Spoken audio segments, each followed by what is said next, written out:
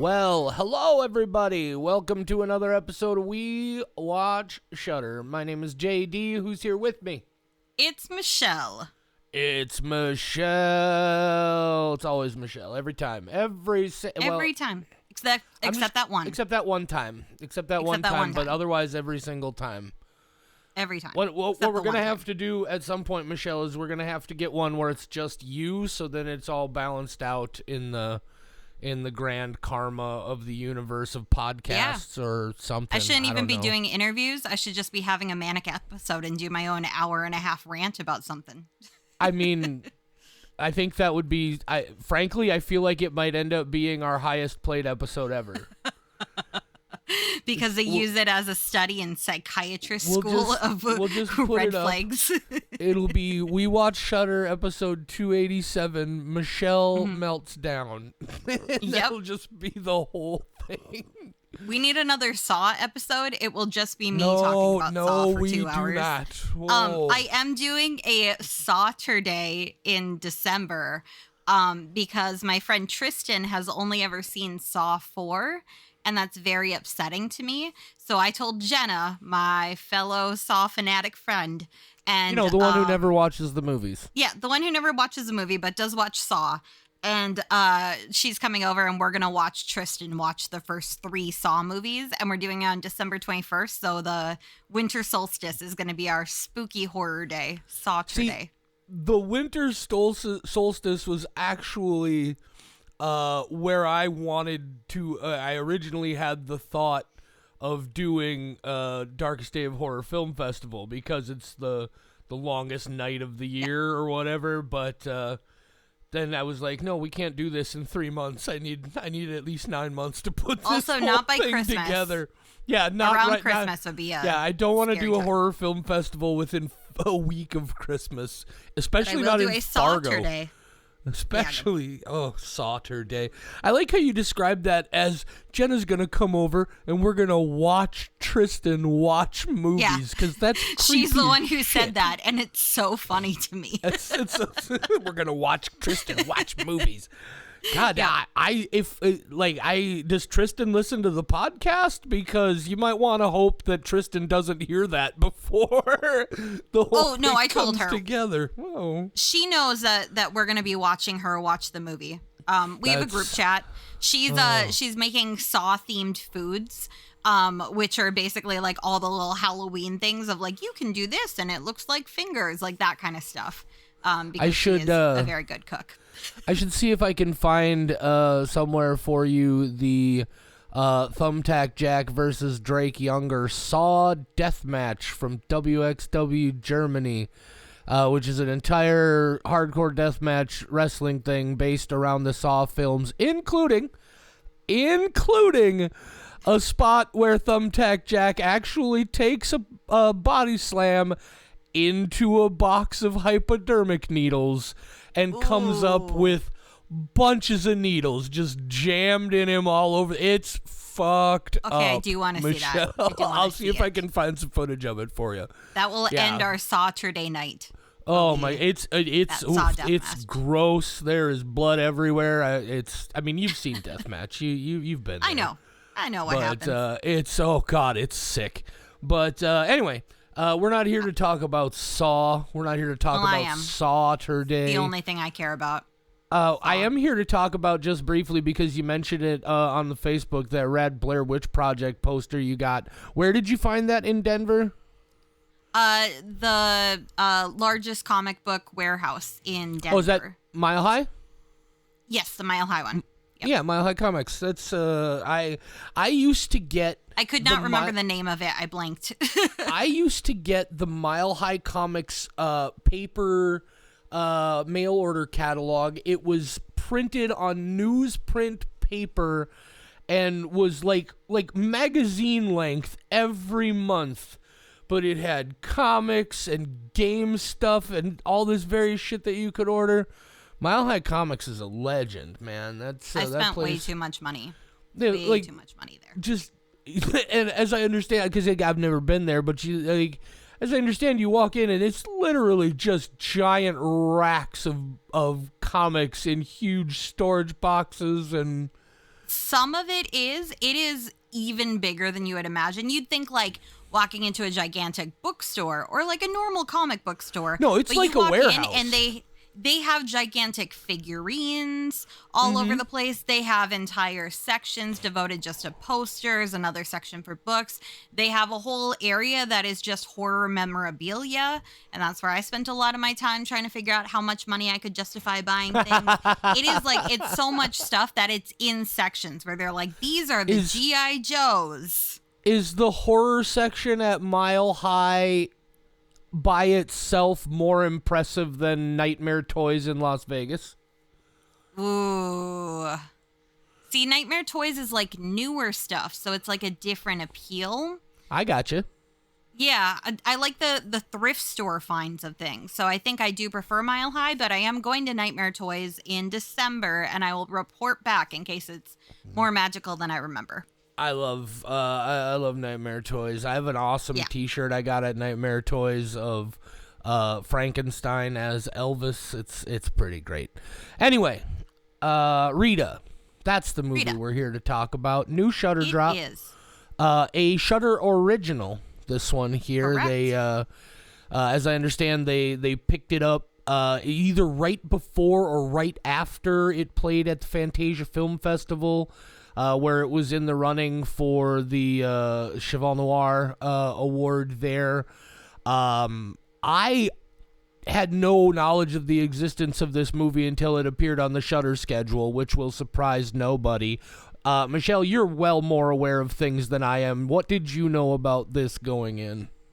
absolutely nothing, except that I had made a note when it premiered at whichever film festival of just, when this is available, go watch it, because I watch everything that winds up at a major film festival.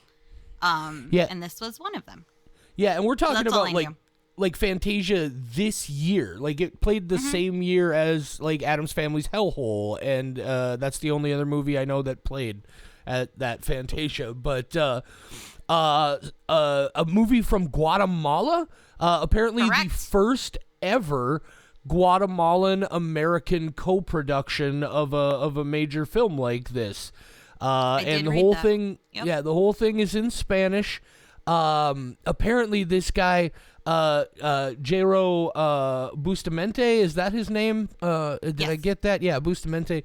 I was just reading. Apparently, dude from Guatemala went to film school in Paris, continued his film writing studies, I believe in a pretty well-known school in Rome, I don't remember the name of, and then went back to Guatemala, founded his own production house. Apparently he has 3 other movies they did before this that I need to see now, but I there's so much.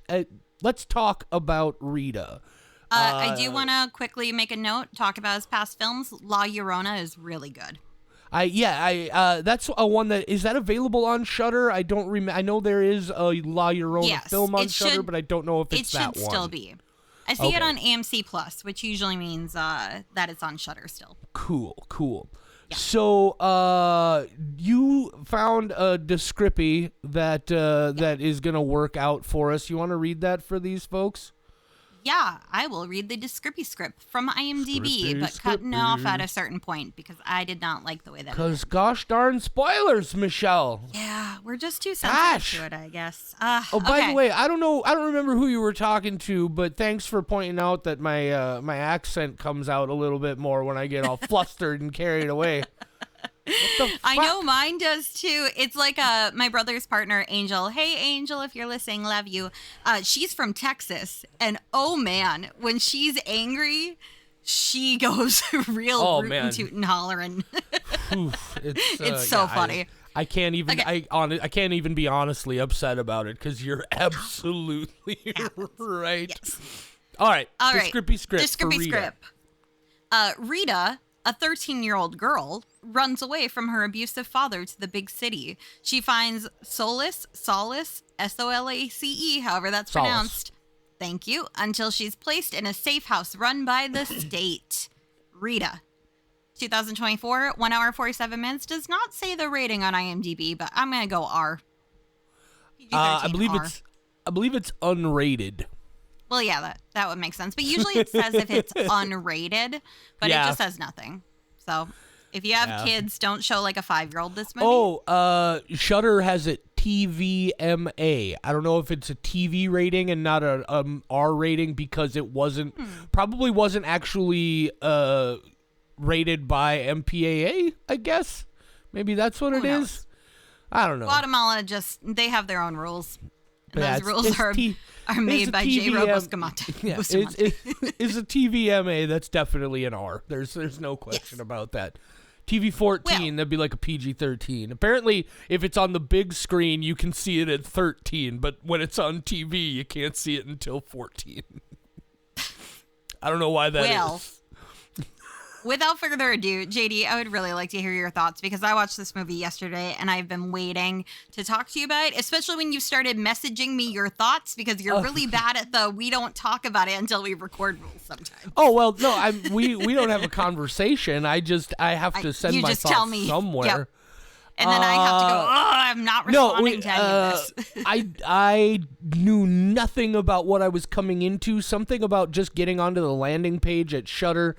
And there's an image of one of the girls here as a banner kind of behind all of the information. There's something about the imagery that I saw right away that I was like, oh, this immediately has me curious. The fact that it's from Guatemala, of all places, absolutely the first film I've ever seen from Guatemala. Look, I can't talk about a lot of the photography in this movie is beautiful. The performances are shockingly quality performances from a bunch of girls who, at least as far as I can tell, have never been in a movie ever before in their lives. This is heavy as shit. Don't go into this one just looking for a casual good time, but God damn it, Michelle, I loved this movie. This is a 5-skull movie for me. I was just saying to you the other day that we're coming up on the end of the year, and I wasn't even sure if I could confidently name 10 movies that I felt were worthy of a top 10 list, and this is going to be on that list. Absolutely loved this movie. What are your spoiler-free thoughts? I do need to give a disclaimer / full disclosure before I give my thoughts. I am PMSing, and that may influence my review. My hormones, we'll see if I feel differently after a couple weeks. But hello, have you ever seen Pan's Labyrinth and thought, I like the fantasy element, but it needed more despair? Have I got the movie for you? Rita, 5 skulls. Yes, Pan's Labyrinth was the very first reference point that I thought it's impossible to not see Pan's Labyrinth. Like this movie even when I was reading other people's stuff about it, everybody made that comparison. You have to. The Guillermo del Toro influence just on this film is thick. It's heavy, and that's not a problem. I mean, if you're gonna borrow from the best. And anyway, there's plenty of stuff we can talk about in the spoilers section. I would strongly recommend. Yes, I'm sorry. Go ahead. No, it's okay. It's very rare that we give a double 5 on this show. It is. 2 weeks in a row, we've done a double 5 because we did the original Candyman last week. Yeah. And to be fair, we kind of set it up that way when we're dropping Candyman on people. But yeah, that's twice in a row. Double 5. I didn't expect Rita. I will say this is the first Shudder movie that has made me cry. It was, let me throw a couple reference points at you. If you guys remember, we did an episode a while back about a movie called Tigers Are Not Afraid. They're different voices and they do different things, but a similar level of just like, look, it's a dark movie about children in a dark situation. We need to be very clear about that. We're going to talk about some heavy stuff. But, this is... I do want to say, if you haven't seen it, please don't listen to this. Go see it. I don't want to ruin any of this for you because there are things that are going to happen, and you're going to think you know what's happening, and then you don't. And it's so good. Please go watch this movie before we talk about it. And with that, Michelle, Do you want to talk about it? Because, God, I want to talk about it. Yeah, I wanted to talk about it yesterday when you told me we had to wait until tonight to record. I know. Well, that's not an issue anymore because Fridays are not going to be tied up like they were. So good. But you made me wait on Rita. But that did mean I had the opportunity to watch it a second time. So I watched this movie twice now already. Yeah. Also, again, I just because it's kind of personal on my level with stuff like this. This is heavy shit about varieties of child abuse. Be prepared for that when you watch the movie, and when we talk about it. So, Michelle, from there, you want to do that thing you do? I can't take you doing that thing you do. Did you ever see that movie? I was about to tell you, I did watch that movie. And they play that song way too fucking much in that movie. By the end, I hated it.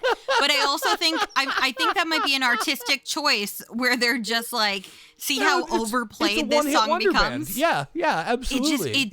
I was so irritated by the end of that movie. That song was all over the radio that summer. Oh my God. Tom Hanks wrote and directed that movie, his film debut. It's a good film. It's not horror at all. This movie, by the way, this is definitive horror adjacent, right? This is dark fantasy, but I think it fits here. Okay, enough babbling. Yeah, horror adjacent for sure. So for those of you who have never listened before, again, first of all, thanks for joining us. This is a great episode to tune in. This is the part of the show where Michelle is now, for those people who, for whatever reason, just still feel like, oh, I don't need to watch this movie. It's not that important. Michelle is now going to summarize this film for you. Okay. Rita. Good luck. Well, first off, there's a girl named Rita in that. I know. It's really, really, I was astounded by it as well. It does start by telling you that it's inspired by true events, and we will come back to that.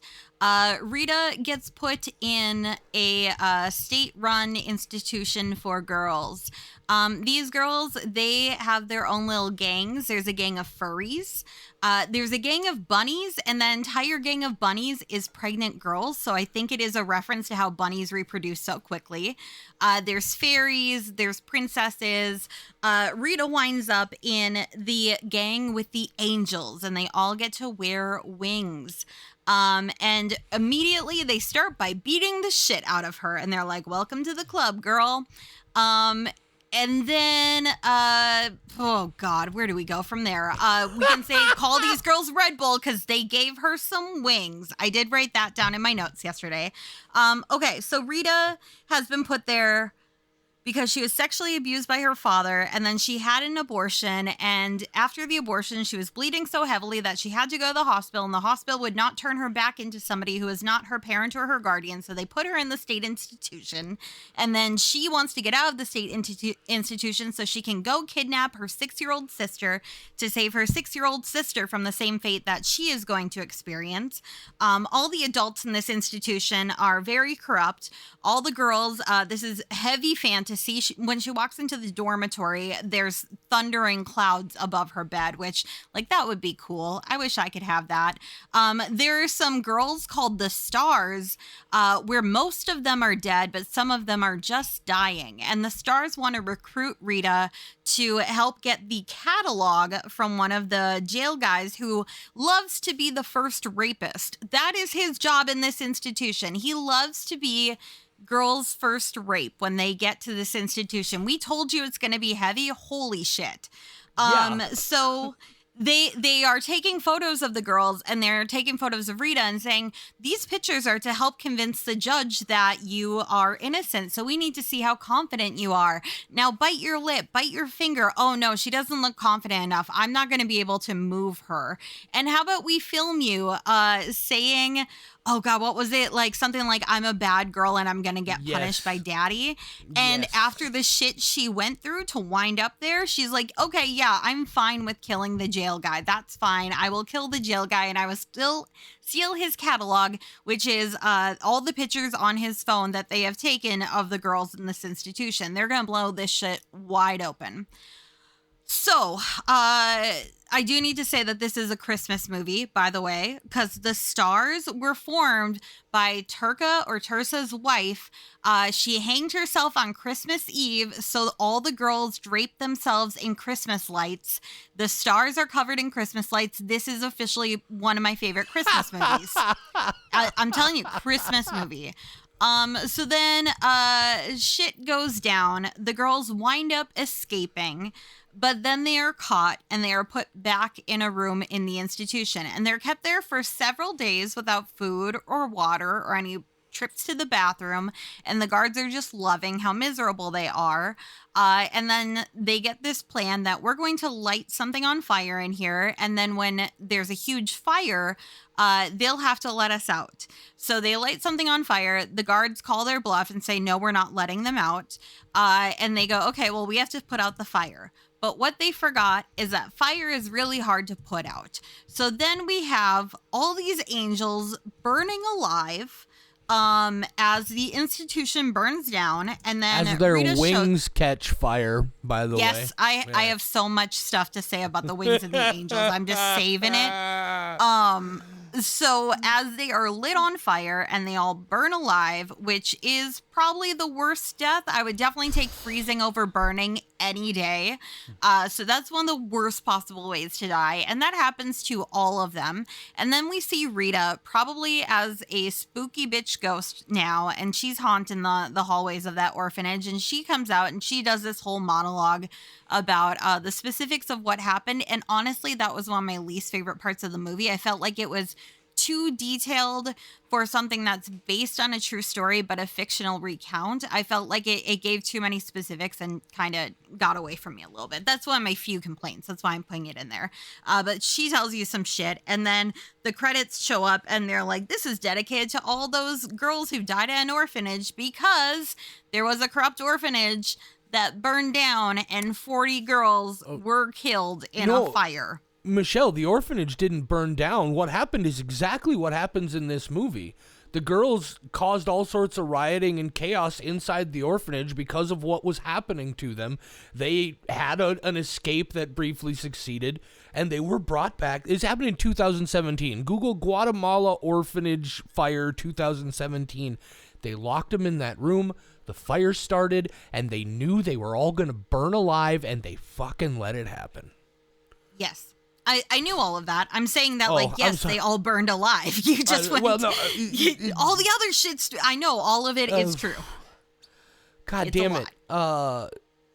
This movie is fucking... Look, I do want to point out that and this is the second thing. You mentioned it there, and one of the reviews that I read about it, I read a quick review from Variety. I don't remember who wrote it. But they both talk about how right at the end there, it does become kind of didactic, right? The dialogue just starts telling you what this is, and it's a very thing. But I believe that has to be connected to the fact that this whole situation with that real fire is still not. Like there have been charges raised, but nobody's been held accountable. Nobody's been punished. It's and so I wonder if it was more important that it be an active statement about this real thing that is happening than a more generalized film about that experience. I don't know. I guess what I'm ultimately trying to say is, for some reason, that whole bit at the very end didn't bother me the way it seems to bother other people. But have other people complained about it too, or you just mean me? No, like I said, I the only other person whose opinion I know of this movie is the person who wrote that review for Variety, and they said the same thing. Okay, I didn't know if there were many people who if you'd had time to look. I was curious. No, and I was just saying, so that's kind of what I feel like maybe was happening here is why they did that. Yeah. Honestly, I don't even know where to start with. Here's where I'm going to start with this movie. I sent Michelle a message 10 minutes after the movie started, and I said, this movie is about child sex trafficking, isn't it? I will say it was also about a lot of other things, but it was definitely about that. This movie I felt was so good at laying a framework to let you understand things just enough to think you know what's going on, and then they pull the curtain back and it's so much worse than you ever thought it was going to be. She was molested by her father, impregnated by her father twice. At least. Yeah, had one abortion, saw Two her abortions. babies. Well, had the one abortion while still at home. Saw all the stuff that was happening with her little sister now. Was pregnant 6. again. Yeah, 6-year-old sister. She was 7 when this happened to her. She's 13 in the movie. Ran away from home pregnant and got an abortion in the city, which is some back alley thing that left her bleeding so bad she ended up in a hospital. And then she gets taken to this place. The very first night she's there, she's hazed and beaten by the other girls in her room. And then she's that William character, I like the actor who plays that character. Shout out to you, my friend, because that was one of the most calmly disgusting characters I've ever seen in my life. Which one's William again? Is that the bathroom guy? Yeah, the first rapist guy. Yeah, okay. The boss. I couldn't remember his name. Yep. She gets taken into a room with the director of this orphanage, who is like requires her to recount all of these experiences, and Ernestina. blatantly implies that, oh yeah, but it was still kind of a little bit your fault, right? Like you were jealous, right? Like, what the fuck, man? And then it just builds and builds, and you find out, like, again, it's like, wait, are all those bunny girls? Oh shit, they're all pregnant. Right? And like, oh shit, girls are killing themselves over this whole thing. Quick side note, by the way, La Terca is not her name. It's a nickname that it means like the stubborn one, or but the character, like on IMDb, everybody else's name is listed as a name, and she's credited as La Terca. And not see, as I a didn't proper catch that, name. 'cause I didn't either the whole until time I they just call her Terca. Well, yeah, in the credit, like in the subtitles, it's like capital T and whatever. But yeah, when I looked on IMDb, it's not shown as like a proper name. But they, what I love about this also is that with one simple line, they allow me to get lost in the experience of all of this world that Rita is creating to be able to tell this story. And it's that very last thing she says. It's just like most fairy tales, this isn't exactly how it happened, but it's the only way I can tell the story. And it's like from that moment forward, I was like, God damn it, fucking buckle up, we're in for some shit. I don't even just heavy. And like everybody who's been listening for a while knows, Michelle knows, anything you do anything like this with like child sexual abuse involved in it, fucking it gets under my skin. And this is a movie that could have infuriated me very easily if it hadn't handled this subject as well as it does. It's beautifully horrifying. It's such an incredibly well-made film. The performances from these girls, I'm assuming the actress who played Bebe has Down syndrome, which I was curious. I think that would be a safe assumption. Yeah, but I'm curious. I was curious, like what, like there's a part of my brain that's just like, oh, you're just trying to make. She's there to make this seem even darker, but then I looked into the case, and part of the history of this situation is there was specifically a teenage girl with mental challenges or that sort of thing that was like, it's specifically like that was one of the first cases that started to push this whole thing open, was people were sexually abusing that girl. And I'm like, okay, now it makes so much more sense why that girl is included. Also, Wait, don't move on from that yet. I want to talk about her just a little bit. Yeah. Her involvement, Bebe, Bubba, the Bebe. I'm so terrible at pronouncing. I can only spell. So her involvement, I also got the idea once I saw where this film was going, like, oh no, it's going to be kind of exploitative. But after my first watch, I did watch this a second time, and I didn't know that they wrote the role specifically for a character with Down syndrome or some other sort of thing going on. Right. Because her dialogue could have been spoken by any girl and it would have been delivered the exact same. And I love that. I love that at no point did they bring up, like, specifically, this is happening to this girl because of this. No. Like, she is a fucking diva. The way she hair flips and says she's always okay. She's one of my favorite characters from this.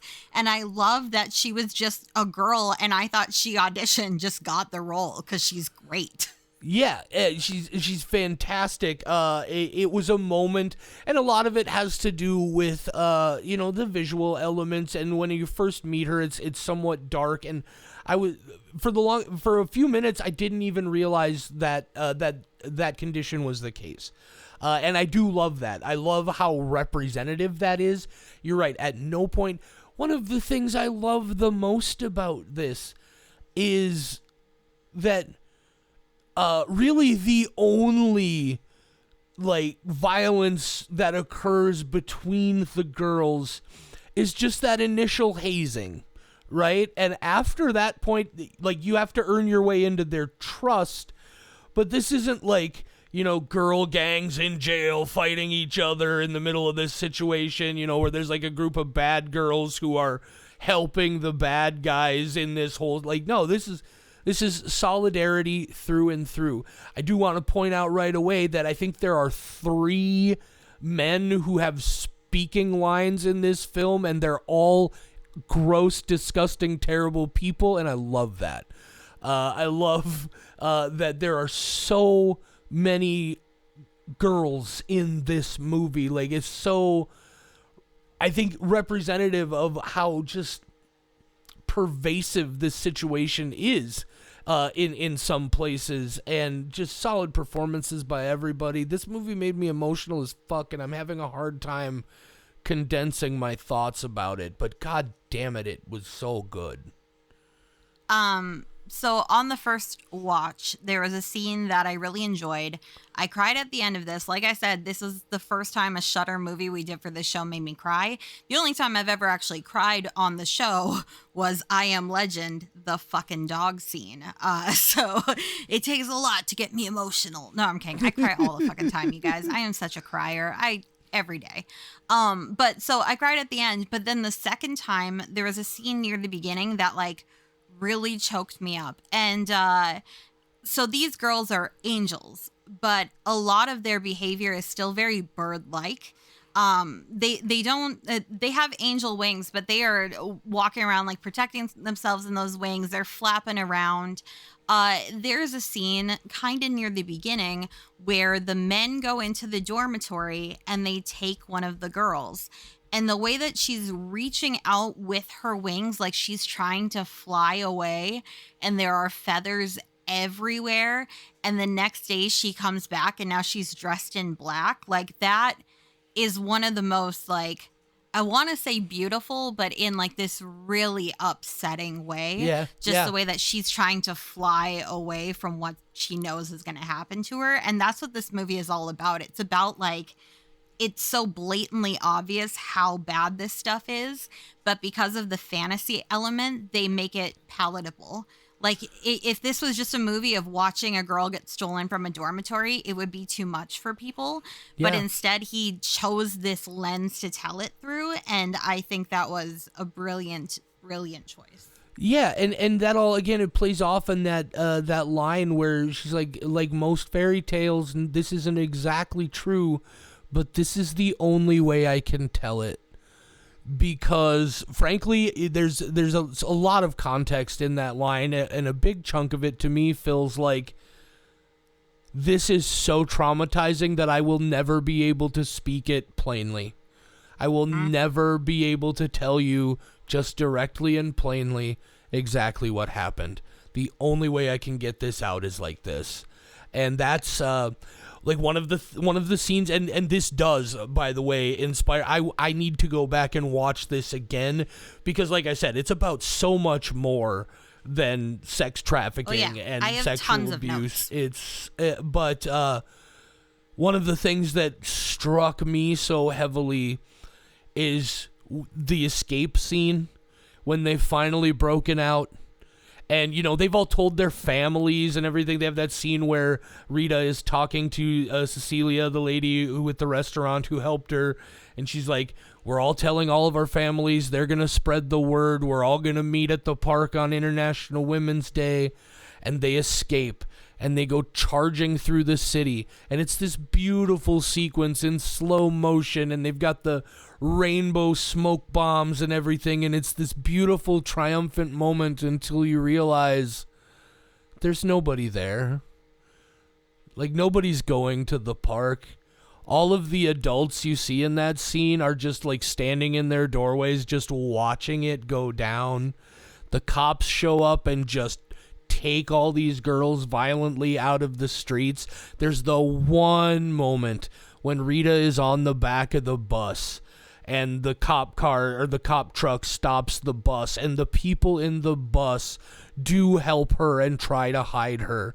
But at that point, it's too little too late, right? And that scene with all those people, like, and there's not a lot of them, but there are enough of them that you notice that these people are there and they're watching it happen, and they're just not doing a thing. And that was so fucking heavy to me. Like, just in your guts, you don't just say, wait a minute, look, I get it, they're the cops, but these are also a bunch of teenage, preteen girls. It doesn't even matter that they're girls, for that matter. These are kids being chased down and violently rounded up by the cops, and, like, it says one of two things. Either they're callous and they don't care, or that society is so traumatized by their police that they don't dare get involved. It's just, that's so fucking heavy to me. You're covering so many of my bullet points, so I want to talk for a bit. Okay, go. Like okay, I said, everything is just coming out so random and piecemeal. Because, I know, like but I said, I've had 24 hours condensing. to stew after watching it twice. And that's why I'm saying now I'm just gonna stop and let you go. Hit us with all your thoughts, Michelle. Yes. Okay. I love the inclusion of tarot in this. Even though Bebe does not do it correctly. You don't just like grab a card and be like, the devil for lust. Like that, it's not, but okay, cool. I get it. The stars representing hope in tarot, and she says the stars will guide us. So that started getting me thinking about symbolically a lot of other things in this movie.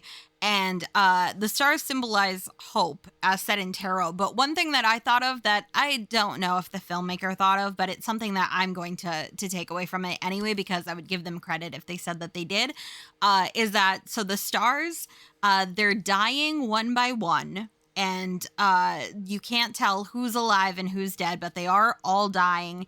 And one thing that I know about dying stars is that they explode and they release some of the greatest energy in the universe. And I like to think that that was specifically a reference outside of tarot, that, you know, when dying stars explode, they're going to take you with them.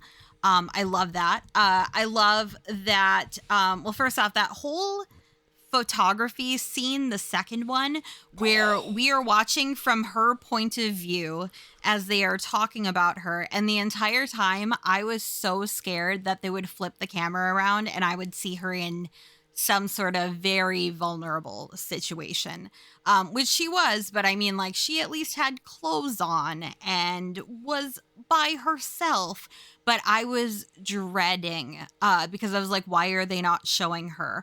And I feel like that uncomfortability that I felt helped me feel the way that she felt in that moment, because I did not know, and I was very scared for her in the same way that she was probably scared for her. So I thought that was incredibly effective.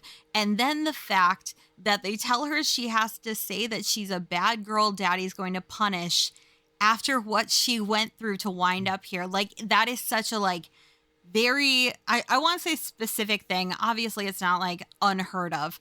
But the fact that it's her who is forced to say this is just so fucking upsetting. Yes, JD? What were your thoughts in those moments about the lady who's helping them take the pictures? Because there's a quick line just briefly there, and I need to see it again because I got to make sure. But I'm pretty sure what they're telling us is that lady used to live at this orphanage, and she's been through this too. And now they've brought her back in as part of the operation to continue it with these younger girls. I didn't specifically catch that she was from that orphanage, but I did also think she has been sex trafficked and now works in the business. Yeah. Because of the way that she says we all have to do it or something like that, that they've all been through it. And then after the first photography scene, when Rita goes back to the room and then it's revealed that the hazing was actually to protect her and cover her in bruises so that they could postpone the photos. Yes. And give her like a little bit of breathing room before she just gets sex trafficked immediately. Like, that reveal that these girls are not being mean to her, they're helping her in their own way. I love that the wings make such a clear representation of the hierarchy in these girls, because we do have La Turca, or Turca, who is the main bitch, and she's the one wearing black, or she's the only one wearing black until the one girl gets taken at night and comes back in black, and that makes me wonder what happened to Turca, that she is not wearing white. We also have the friend who's not BB. That friend is like Tawny Owl. Yes, thank you. I could not remember that one. She's got like the tawny owl wings, and so I kind of want to know, like, what's your story there? Do you have some sort of like special defining thing? But all the like girls who are nameless have these tiny wings. When Rita shows up, she doesn't even want to wear her wings, and it becomes a discussion of like, one of the girls tells her in the bathroom that she's there to save them, aka the warrior angel from tarot reading. But she says that she thinks that she's there to save them and she needs to wear the wings. So she starts with none. She gets little ones. And then eventually they're like, yeah, you are going to help us. We're going to upgrade your wings. So then she has even bigger ones. I love that out of all the gangs in this situation, he chose one that would be like our main group of girls and the ones that we would get to like see this story through and had the most interesting dynamic out of all of them, because like I couldn't see the bunnies having something like that, or the princesses. The furries maybe. They can have some clear. There's a dog pack.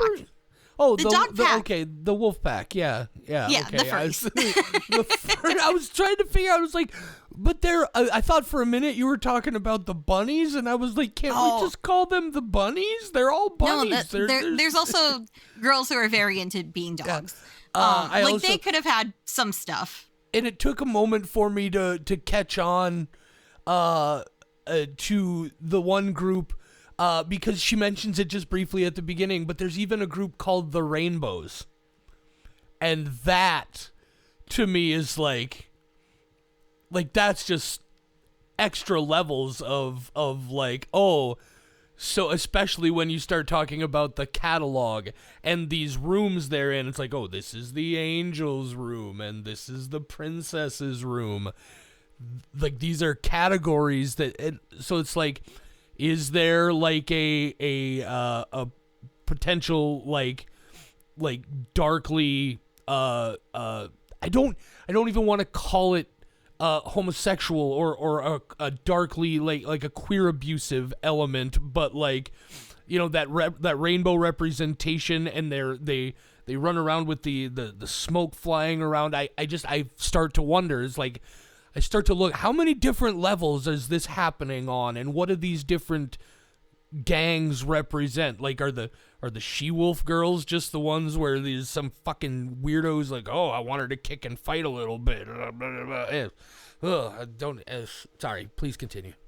No, it's okay. I was wondering that same kind of thing because they make it clear that the bunnies are a specific group of girls. They're pregnant. And so, yeah. So they make it very specific of these gangs have a meaning. And when I watch it a third time, inevitably at some point, I need a break from it. It's a lot of despair, even for me. It's a lot. But I do want to see what they say to her at the beginning, and if there's any hint that like, oh, you're very pretty and confident, or you're heavenly, like just some sort of line. I want to know if there's anything giving away why she goes to that group. I did write down just Revolutionary P. I think that was a very great.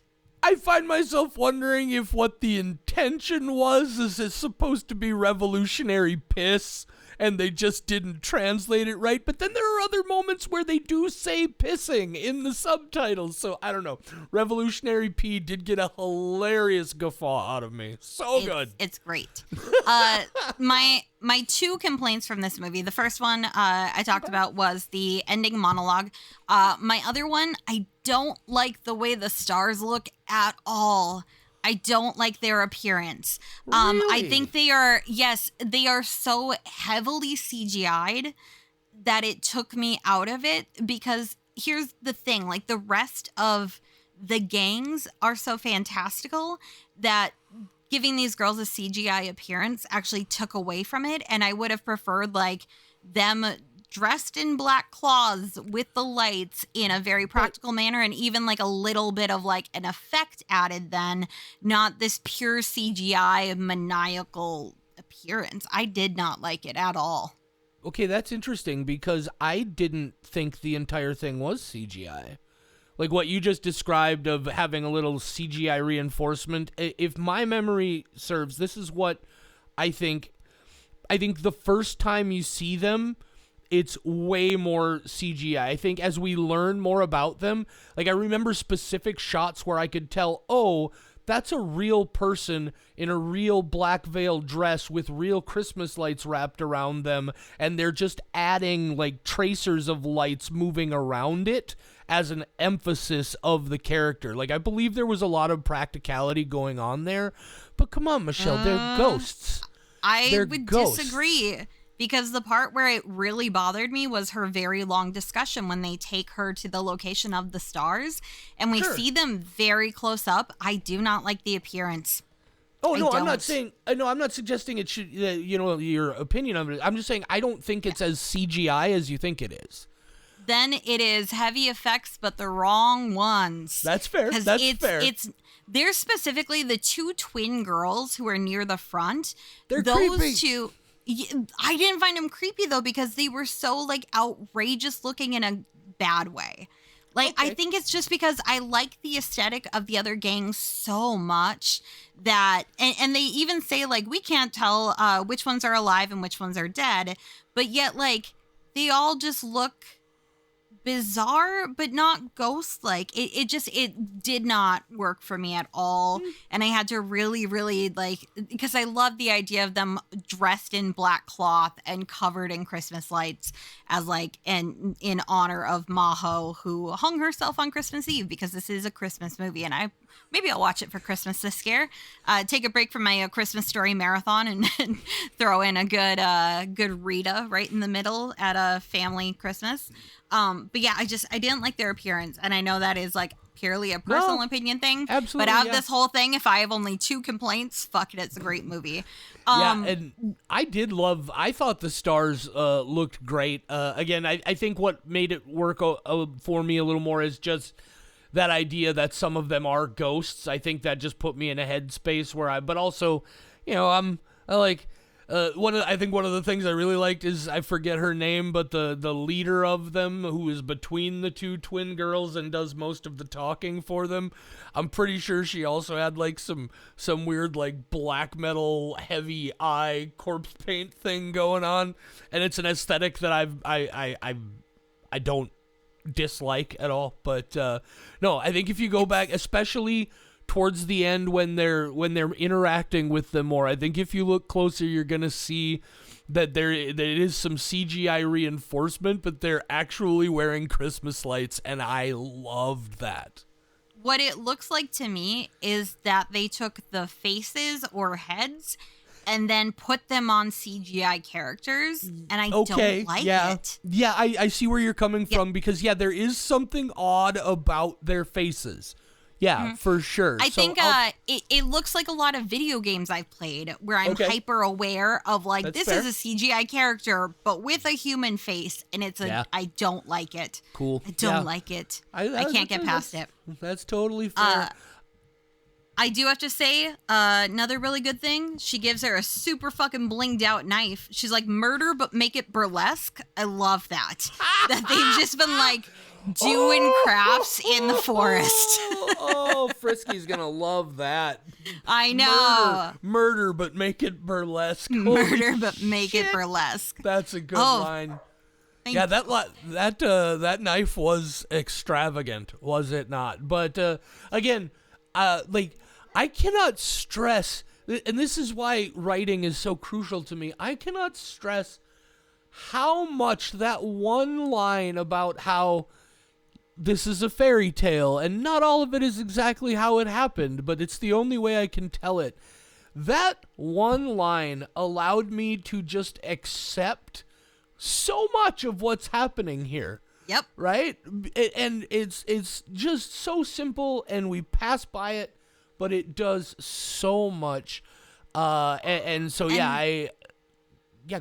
Oh, and then if you look at it, I knew going into this, the little blurb I had seen accidentally was that it was a fantasy story. I saw very little, and then of course it ruined the ending for me because of fucking course it did, but not in the way I thought it would. But anyway, so it said it was going to be a fantasy tale, and I expected way more. So then when it pulled back and it's actually just like these girls are in gangs dressed in a certain way, the only truly like fantasy things are the stars and then like the thunder in her dormitory. I don't know if there's anything else that's like not 100% just like this is their life here. And was there anything that you that's recall? interesting. No, I actually got the impression that the costuming, at least, was part of the fantasy. Yes. Like, I think the girls were definitely separated into rooms, and those were the names of the rooms, the angels, the princesses, all of this stuff. But I feel like all of that costuming, to me at least, that felt very much like it was just part of the fantasy. Let me rephrase. Sure. I completely believe that Rita walked into this fantasy world and those were the things that happened in this fantasy world, not the real world. Okay. And the only things that don't fully fit into that are thunder, rain, clouds in your bedroom. That is like a fantastical thing, even in these rules of this world. Okay, and then the stars are like their own supernatural element beyond. So that's what I was saying. Like, those are the two really big, like, these are things that are unbelievable. Yeah, I see. Yeah, it's a very practical fantasy in a lot of ways. And that's part of what I like about it. It's not extravagant. Same. Like, the juxtaposition of those gang costumes against this just bleak prison facility. It's an orphanage. It's a prison. Let's not kid ourselves. It's a fucking prison. But one thing I do want to talk about also, are there any other story elements that you wanted to talk about? Because I do want to talk about how fucking beautiful this movie is. Yes. I just want to say, building on that, the fantasy thing, like, I expected going into this that there would be like a room of centaurs. So that's why, like, the fact that it's just girls dressed in a certain way works so fucking well, because they have, if they had just decided like, these are centaurs and these are actual fairies and that kind of thing, it would have been way too much. So pulling it back and being like just practical shit, I love. Yeah, and which is the whole like Guillermo del Toro on a budget situation. Exactly. Right? it's those ideas, but you know, Guillermo has access to the resources to be able to believably create these elaborate, extravagant fantasy worlds. Clearly, they're not going to have those resources on this film, and I think it adds so much to the weight of it that it genuinely feels like it's fantasy, but this could actually be happening.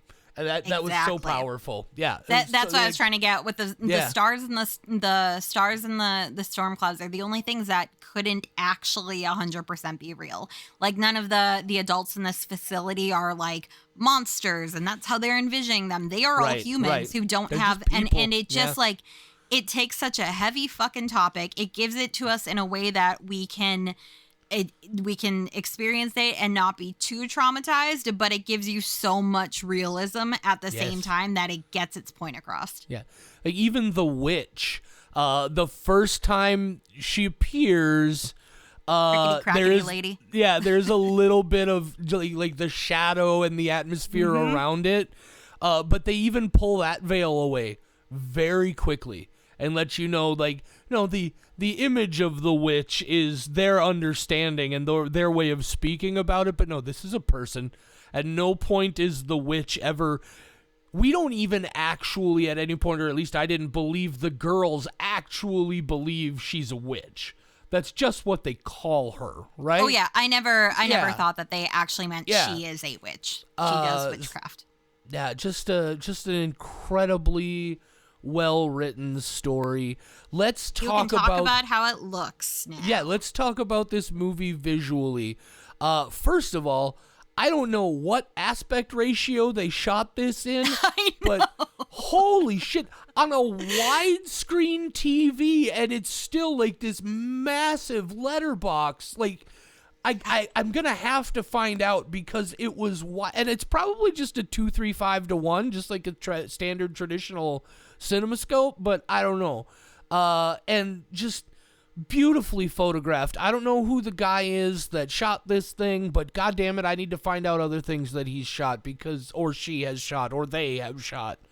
Because goddamn, what a beautiful movie. What were some of your favorite moments, shots, and things in this visually? Rita is captivating. The girl who plays Rita, her IMDb lists no other credits. I Googled her. I couldn't even find her. I think this is her first thing because I did want to know, like, God, I hope you're not just 13 because this is some heavy shit for a 13-year-old. And just quickly, I did the same. Like, I checked for other credits on IMDb of, like, the 4 or 5 primary girls in this. This is their only credit. Yep. And that is fucking wild to me because they're all so good. Yeah. Rita in particular, like, I adore her character to begin with. I felt so much just because her face, like, it really delivers all of this, and she's so strong throughout all of it, but yet she is very vulnerable because she's a fucking child. But also on like a personal note, I have a non-binary sibling who, when they were younger, looked so much like Rita. So I went into this like and immediately went, oh, that looks like my sibling. And then I felt like I was watching this happen to my much younger sibling. And I think that added to how upset this movie made me because I felt this personal connection to Rita. But her as an actress, like, oh my God. I think cinematography works so well because there's so many close-ups of her, like, just walking through the hallways, like, going places. And it's just, I just want to watch her go places.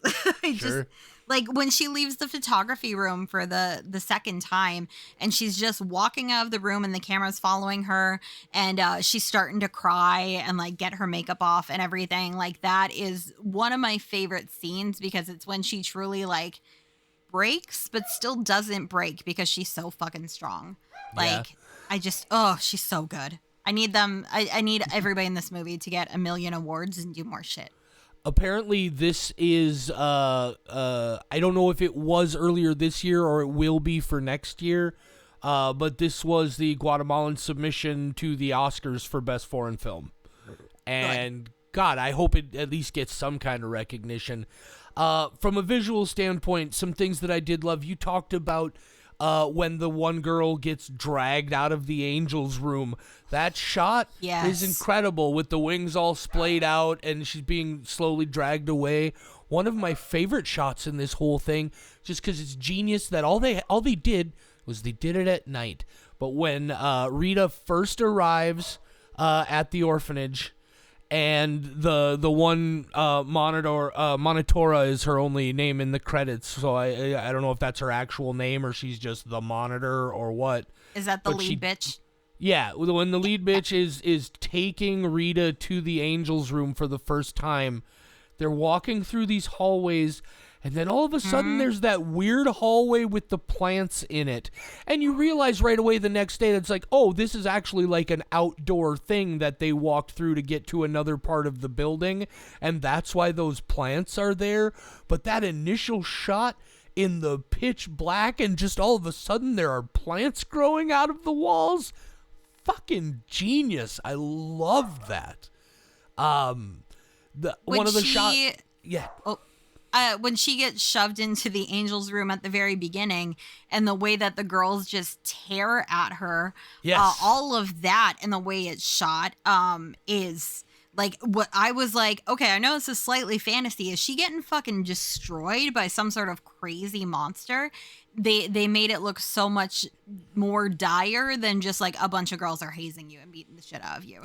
Like that the way that they did it, I was like, oh my God, what is in that room? She just shoves her in there and she's like, okay, good luck.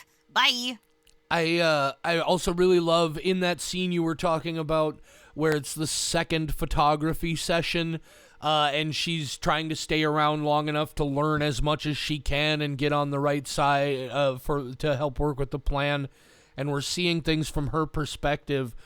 They have those two circular lights, right? Like everybody uses for their cell phone videos now. Mm-hmm. And in that reverse shot with those two ring lights, there are a lot of bad people in that situation. But there's one moment in particular where the two ring lights are perfectly haloing the face of the woman on the right side and William's face on the left side. And I don't know if that's we just want them in there perfectly framed because it looks cool. I have to believe there's more to it than that. Since we're watching from Rita's perspective, it almost felt to me like Rita is saying in her mind, those are the people that she is most either concerned about or most focused on for responsibility, or I don't know. Again, I'll have to see it again, but like just so many beautiful photography moments in what is otherwise like when the one girl's wings start on fire that first time, and you're like, wait, we haven't even talked about that. That fire sequence. It transitions from the fire being behind her to the fire being on her wings so subtly that I barely noticed it until they pointed it out. God damn. Talk about the fire, Michelle. Talk about the fire. Oh my God. Okay. I have been around. I've been on the internet. I have seen a lot of videos of people getting caught on fire and dying. There's a lot out there. And if it pops up on my feed, I'm going to watch it because morbid curiosity, and it's terrifying to me. So all of that, I expected these, first off, they're young girls. They are young actresses. I have no idea what the ages of any of these girls are, but they are not like 30 playing these roles. So I know that these are very young adults at best, probably teenagers, probably preteens. So all of these girls in this movie doing this really heavy shit, like, oh my God. And every time I thought, like, they're not going to make, like, a young actress say that kind of stuff. No, they did. And that's not bad. I'm just saying, like, holy shit, they really pushed it. And then at the end, I went, okay, there's definitely no way they're going to light a bunch of young girls on fire in a way that we see it.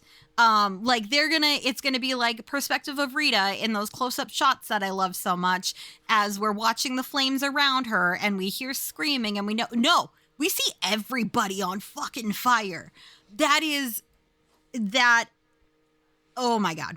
I don't have words for it because it was so shocking to me. I didn't expect that. And again, not a bad thing. It just pushed a lot of boundaries that I did not think it would dare to go to, but yet never felt edgy or exploitative. But like, holy shit, we watched a bunch of girls on fire. Yeah. I was just looking back at the messages that I sent Michelle while I was watching this movie. There weren't a lot of them. I had first one. I just had that couldn't first one respond. that says 10 minutes in, this is about child sex trafficking, isn't it? Then about 45 minutes later, I just said, Christ, this is bleak. And then a little later, I'm like, and there it is. They classify us to sell us to clients. I'm so good at this. Got to pat myself on the back for knowing that was coming. Look, it wasn't difficult to know that was coming. But then the last message I sent, and I remember the moment I sent this the moment they suggested starting the mattress on fire. Like the instant that suggestion was made, it just hit me all at once, and I sent Michelle this message. It just says, holy fuck, they're gonna let those kids burn. And that's exactly what happened. And then I was like, and then there's that shot for a moment where I was just like, oh, is she, and if it had played that way, I don't think it would have worked for me. But there's a moment there where they make you believe Rita is going to survive. She's like off by herself in the side of the room while the rest of the room full of angels is burning. And she's the first one to walk out of the smoke in the room.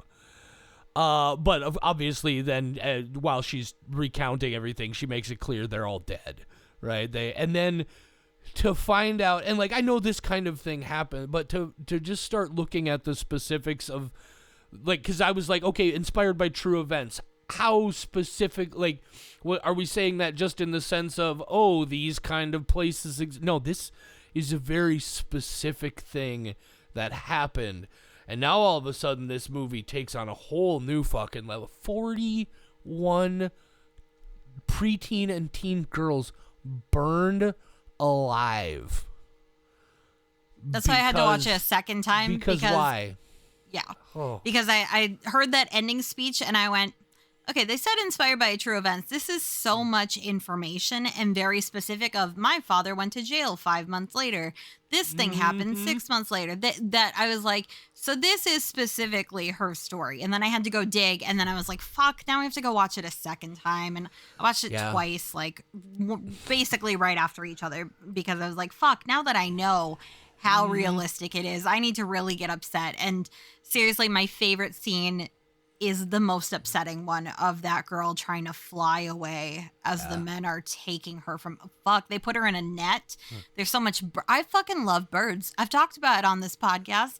I fucking love birds. So like angels, fuck that. They're birds. I love birds and they are hurting birds and I don't like that. Birds are beautiful. They're not meant to be hurt. And they're just walking around, let them be. Talking about that, one of the other just beautiful moments, and I gotta stop doing this to myself because there's that brief triumphant moment where their rebellion has succeeded, or at least apparently so, and they're all out and they're all running, and like I said, the rainbows are running with their smoke flares just dumping rainbow smoke behind them. And everybody's like, they're running and screaming, but it's not necessarily a scared or anything. It's almost like a triumphant. Turka is flying. She literally gets to fly for a moment, at least from what we see. Like, there is so much joy in that moment.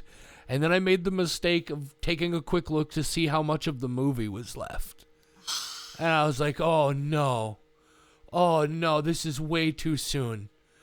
And I gotta stop doing that sort of shit to myself. But it's like, I was like, and I imagine that's because that happened. They escaped and were taken back. And I imagine that's how it felt, is like for that moment, it's like, holy fuck, we're finally out of there. And then just to watch though, like, god damn, this movie is, it's mean to your emotions. This movie is very cruel to your heart. But, God, I love this, and I cannot wait to watch it again. I really can't. Yeah. If you like this, La Llorona. Like I said, not The Curse of La Llorona. Well, yeah, different movie. For La sure. Llorona And like I is said, really good. the moment I saw this, I was like, who the fuck made this? I need to know everything else they've done, if anything. Small catalog, so you can watch it all. Yeah. Yeah, apparently written and directed, I think 4 or 5 features. This is either his 4th or 5th. And then there's just on the IMDb. There's another one that he wrote but didn't direct called 1991. But yeah, it looks like 5 features. Really, I do want to say again, I love how this movie deals with these topics without being more exploitative, without being more graphic and aggressive. It proves, at least to me, and look, I'm not shaming anybody's thing, but for me, what they don't show you will always be worse than what they do, right? Because you're doing that to yourself. And it taps into your own personal fears, because that's the only way you can fill in the blanks. But I just, god damn, I did not expect to be shook at 2:00 in the afternoon today, but that's exactly what happened. I hope this movie wins tons of awards. It's absolutely going to be on my best of the year list by the time we get to the end of it. No way it's not going to be there. But see, another great foreign feature, again, reminded me in a lot of ways of Tigers Are Not Afraid. Even reminded me in certain ways of Huesera the Bone Woman, which is another movie, by the way, that I do need to go back and see again. That whole side thing about the guy with the Hellraiser props. Oh my god! I don't want to spoil too much of it, but fuck, I remember that. Anyway, I also got All the Moons vibes. All the Moons, yes. All these other just like disparaging kid movies. Moon Garden reminded me of that a lot. But I can't recommend it enough, guys. I really wish you saw it. I hope you saw it before you listened to us ramble through all this stuff. But if you haven't, please go see it. What an incredible film. And if you did see this and you want more, La Llorona, because again, it is tackling. That's what I'm doing as soon as we're done here. Good, because it's tackling other real life issues. This is his thing, is showing you atrocities in ways that that's you can what handle. I heard. Yeah. So, and I got really excited because I did not look at who did this or what their history was when I started it. And then when I went back and I went, oh, you also did that. Okay, shit, I need to see more of your movies. Because that one in particular, there's like a court scene. It's like the picture from IMDb. This isn't a spoiler. I'm just saying, like, there's a court scene that feels supernatural but isn't, and that's how that whole movie is. It's like this, where it's not really fantasy, but it does feel exaggerated. I'm gonna be honest with you. I know that movie has been out there and available on Shudder.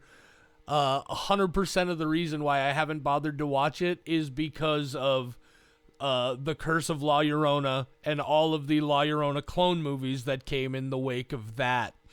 And I just assumed it. Yeah, well, I just assumed it was just another one of those, right? No. And I've never even seen the original from the Conjuring universe, La Llorona. Anyway, so I just assumed. But now I gotta rethink everything I knew about La Llorona. Yep. And I have to go watch more. All the other movies are listed as dramas, though, which I hate. I don't like dramas. Give me horror adjacent movies that make me cry, but don't give me a straight up drama. Give me horror shit, but don't tell me it's a drama movie, and then I'm fine.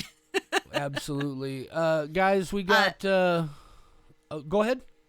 I was just gonna say, closing thoughts. This is in my top 3 Christmas movies. It's this, 28 Days Later, and Love Actually. I got my rotation this year. Oh, Michelle. I know. Controversial. Oh, that movie is so problematic. Yes, it is. But I was 14 when I saw it. I know better now. I have a nostalgia Keira factor. Knightley's gorgeous. Anyway. Yeah, I can't help it. The way that all the stories come together and they prove that love actually Michelle, is all around. Don't kid Great yourself. soundtrack. There was a time in my life where I would have told you it was my favorite Christmas movie too. Exactly. I'm not gonna put up it's any not when I'm fronts. gonna show somebody tomorrow and be like, this holds up. It does not hold up. No, but it God, doesn't. the lady with her brother's story makes me bawl my fucking eyes out. Love Actually, you guys watch Rita and Love Actually on Christmas this year. Not in that order. Swap it. Love Actually, then Rita. That's almost as good of a Christmas double feature as a Black Christmas and A Christmas Story. Yes, another Both good Bob combo. Clark films, yeah. Yep, Double great whammy on combo. Christmas. I still think if Shudder had any sense, they would parallel the annual TNT TBS 24 Hours of A Christmas Story with 24 Hours of Black Christmas. But I'd still be watching A Christmas Story. That's my other thing. I don't have TV anymore. I only have streaming services and stuff. So I had to get a DVD of Christmas Story, and I just play it. I'm far from the only one, but I mean that movie is fundamental in the reason why I have Chinese food with my family on Christmas every time. Right? That's our Christmas dinner. Nice. We always have Chinese. Must be nice to have a family that hangs out on God Christmas. No, I'm kidding. I have John's family, and they are a very big, loving family, and I have other family members somewhat. So, guys, the with a couple of exceptions, because we gotta find some titles to fill in, because Shudder is only doing one new release film in December. Our schedule for the rest of the year is up now at WeWatchShudder.com. Next week we got a Shudder exclusive called Out Come the Wolves. And then we got some stuff there. We get not a lot. We're gonna end the year with episode number 280. We got a lot of Michelle. How the fuck is it like Thanksgiving week already? How did this happen? Yeah, I know. I am looking forward to stuffing my face with stuffing, though. That's why I know that I'm excited. You're with stuffing is what you're gonna stuff it with? Yeah. Stuffing. Oh, okay. I want stuffing, sweet potatoes, regular potatoes with gravy. I don't need anything else. Give me those three things. That's it? I mean, I'll eat other stuff, but that's basically...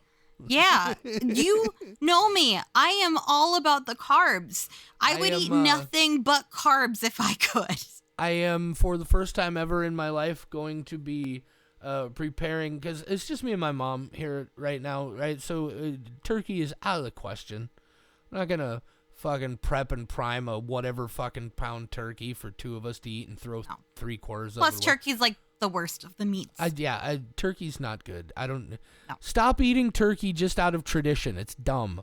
But I'm making Cornish game hens. Oh shit! And I'm very excited about it. The Cornish game hen is a delicious chicken. I actually had to explain to somebody the other day what a Cornish game hen was. I'm like, it's just a small chicken from Cornwall. Hence Cornish. But, I'm excited about it. I've never had it. I am an on-again, off-again vegetarian. Will be for the rest of my life because meat is delicious, but I try to avoid it when I can. You know, whatever. I do my little, like, today I didn't have meat, so cool.